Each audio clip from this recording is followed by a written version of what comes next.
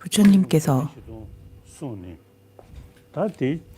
84,000의 법을 설하신 가르침 가운데 그 핵심은 공성입니다. 공성을 설하고자 그 가르침을 반야부경을 말씀하신 것입니다. 공성과 적정을 알지 못하는 중생들은 윤회를 한다라고 말씀하셨듯이 해탈하는 산문을 설명하고 있습니다.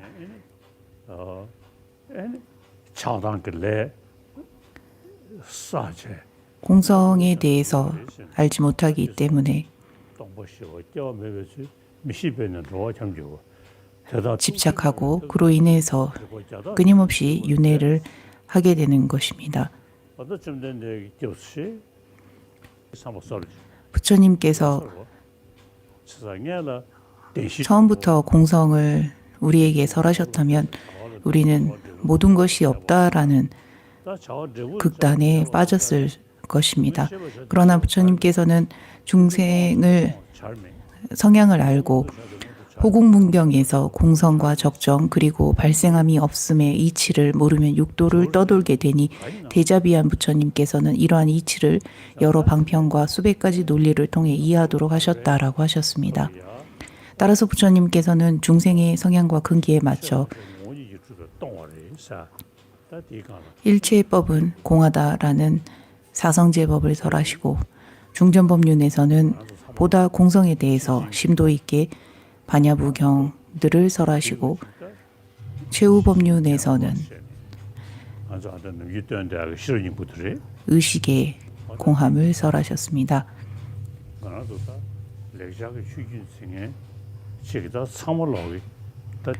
산스크리트어 계통의 부처님의 가르침을 믿고 의지하는 우리는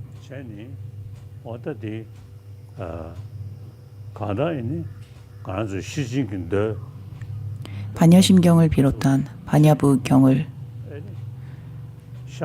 부처님의 가르침의 핵심으로 의지합니다. 반야부경의 핵심이라고도 할 수 있고 반야부경을 함축시켜 놓은 반야심경에 보면 형색과 공성이 다르지 않다라는 부분이 있습니다.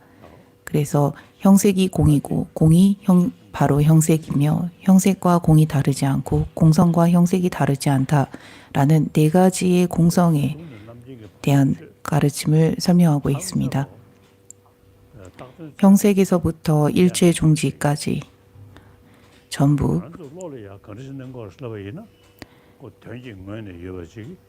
그 실상을 찾아보면 아무것도 남지 않는, 그러나 우리의 눈에는 무언가 존재하는 것처럼, 무언가 내재되어 있는 것처럼 보이고, 보이는 것을 우리는 그와 같이 믿고 생각하기 때문에 집착하고 미워하는 감정들이 일어납니다. 따라서 우리가 보고 생각하는 것처럼 대상은 결국 그와 같이 존재하지 않는다라는 것이 부처님께서 하신 말씀입니다. 그저 우리에게 보여지는 것일 뿐 그 보여지는 것이 실제가 아니다라고 하셨습니다. 형색이 공이다라는 이 말씀은 우리에게 보이는 형체를 가지고 있는 이러한 형색들이 내 눈에는 직접 보이고는 있지만, 그러나 내게 보여지는 것처럼, 그리고 보여지는 것을 내가 생각하는 것처럼 존재하고 있지 않는다라는 것입니다. 내 생각대로 존재하지 않는다라고 해서 없는 것도 아니라고 하셨습니다. 그러면 어떻게 존재하는가라고 물을 때 바로 원인과 조건에 의해서 비로소 존재하고 있을 뿐이다라고 하셨습니다. 따라서 의존하여 발생하다라는 연기로서 존재하고 있을 뿐이다라고 하신 것입니다.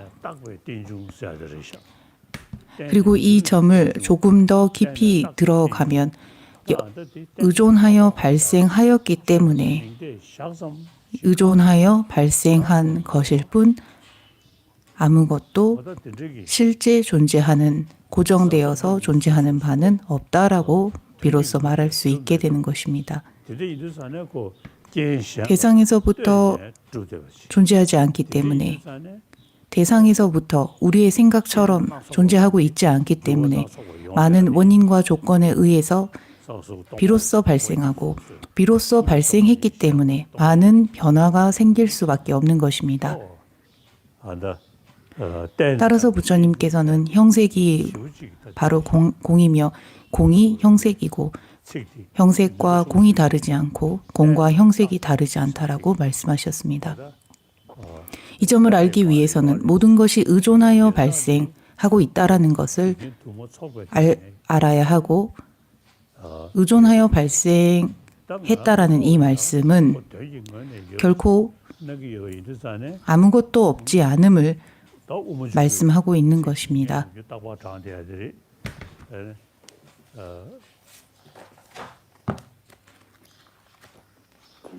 가서 시사한다. 개들랑 무슨 일이냐? 야는 거기 시디 가서 그것이 개들랑 무슨 일이냐? 가 개들랑 개들하게 책임 땡겨나 될 꿀을 뭐 항상 제가 독송하는 개송을 보면 입중론에서 만일 자상에 의존하게 된다면 의존을 부정함으로 사물은 없어지게 되고 공성이 사물을 소멸시키는 원인이 된다면 그 또한 이치가 아니기 때문에 사물이 아니다라는 이 개송을 보면 우리가 무언가 자상이 있다라는 말 그 자체가 바로 원인과 조건에 의지하지 않는 않는다라는 것을 의미합니다. 우리가 보고 생각하는 것은 대상에서부터 그러한 자상을 가지고 있다라고 보고 있고 그러한 것이 없기 때문에 원인과 조건도 부정하게 되고 원인과 조건을 부정한다면 우리의 눈앞에 보이는 모든 사물을 부정하게 된다라는 말씀입니다. 그리고 이러한 공성이 사물을 소멸시키는 원인이 된다면 이것 역시나 이치가 아니기 때문에 사물이라 할 수 없다라고 합니다. 사물이라고 하는 것은 어떠한 기능을 하는 것을 의미합니다. 이 세상에서 우리에게 보여지는 모든 것들은 각자의 기능을 하고 있습니다. 각자의 특징을 가지고 있고 기능도 하고 있고 작용도 하고 있습니다. 이러한 작용들은 실제가 있냐 없냐라는 측면이 아닌 현상적인 측면에서 모든 그러한 작용과 특징과 기능은 합리적인 것이라는 것입니다.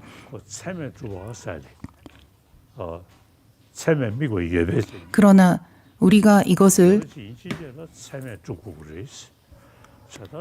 인식으로서 인지하고 있고 인식으로서 인지하는 그 대상이 우리는 대상에서부터 비롯되어 있다, 대상에서부터 존재하고 있다라고 보기 때문에 그것이 문제라는 것입니다. 그러므로 이러한 사물들을 분석하면 진여는 사물과 다르게 그 대상을 찾을 수 없기 때문에 세간의 명언을 분석하지 말라라고 하셨습니다. 어떠한 논리건 진여의 측면에서 자신과 타로부터 생겨남은 타당치 않고 그러한 논리는 명언으로도 세간에서도 타당치 않으므로 그대가 말하는 생겨남은 무엇에 의한 것인가?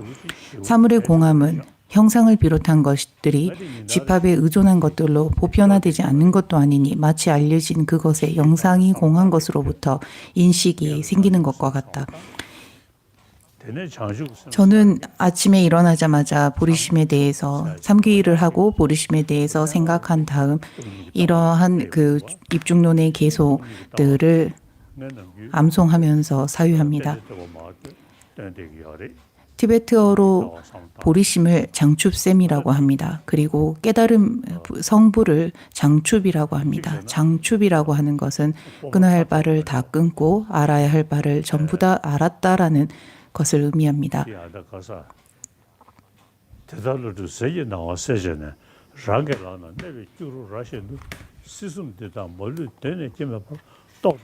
지혜의 빛으로 광명을 밝힌 자신의 손에 놓은 암나 열매처럼 삼계가 남김없이 본래부터 발생이 없음을 깨달으니 명운의 힘으로 멸제로 나아간다라는 이 말씀처럼 저는 이 생에서 멸제로 올라설 수 있지 않을까 이러한 기대를 해봅니다. 자량도에서 가행도까지는 수행으로서 올라갈 수 있지 않을까 싶습니다. 부처님이라는 분께 예경하고 의지하는 것도 중요하지만 부처님께서 하신 말씀을 우리는 가슴에 새기고 부처님께서 하신 말씀을 자신의 실천으로 옮겨 직접적으로 나에게 도움이 될 수 있도록 해야 합니다. 부처님의 가르침을 우리가 의지하고 실천하면 비로소 우리의 내면은 보다 평안해집니다.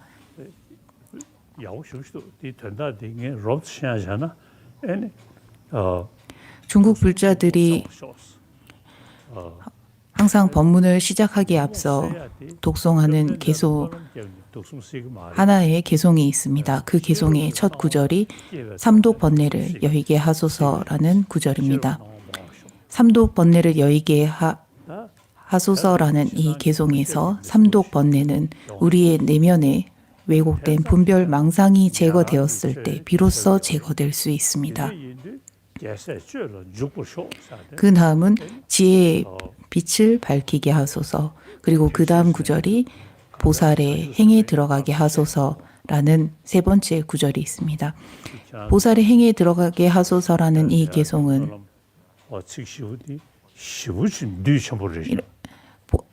삼독 내면의 분별 망상을 제거해서 삼독 번뇌를 제거하고 지혜의 광명을 밝히고 비로소 보살의 행에 들어가 수행을 한다라는 것을 내포하고 있습니다. 삼독 번뇌를 제거해야 한다라는 이 점에서 이 삼독 번뇌는 오로지 공성을 아는 지혜로서 제거가 가능하기 때문에 공성에 대해서 스승으로부터 법을 듣고 그 들은 바를 자신의 마음이 변할 수 있도록 사유한 것을 토대로 수행을 합니다. 듣고 사유하고 비로소 수행을 해서 자신의 것이 되었을 때 우리의 내면은 바뀌어갑니다. 삼독 번뇌도 점점 줄어들고 제거가 됩니다. 또한 마음에는 분별 망상들이 서서히 일어나는 것이 줄어들게 됩니다. 여러분이 항상 법문을 듣기에 앞서 독송하는 이 하나의 개송의 의미는 매우 훌륭하다고 생각합니다. 그리고 항상 여러분이 하시는 이 개송을 들을 때마다 제가 그 중국어를 전부 다 이해하지는 못하지만 이 개송을 하고 있다라는 것을 느낄 때마다 항상 이러한 길을 가려고 노력하고 있구나라는 그런 마음이 듭니다.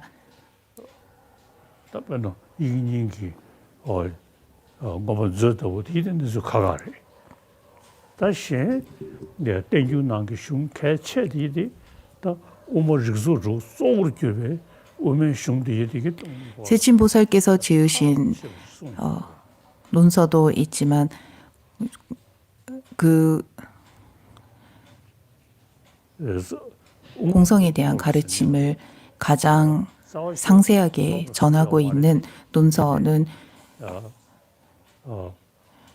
용수보살께서 지으신 육부 논서라고 생각합니다. 그리고 육부 논서에는 중론이 있습니다. 그리고 그 중론을 토대로 월칭보살이 입중론을 지으셨습니다. 그리고 입중론과 더불어 저는 입중론 석을 날마다 읽고 생각합니다.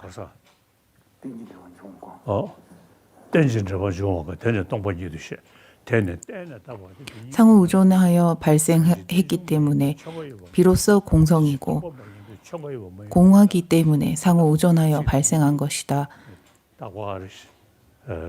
공하지 않는 어떠한 사물도 존재하지 않고 의존하여 발생하지 않는 어떠한 사물도 존재할 수 없다라는 이 말씀을 항상 되새기곤 합니다.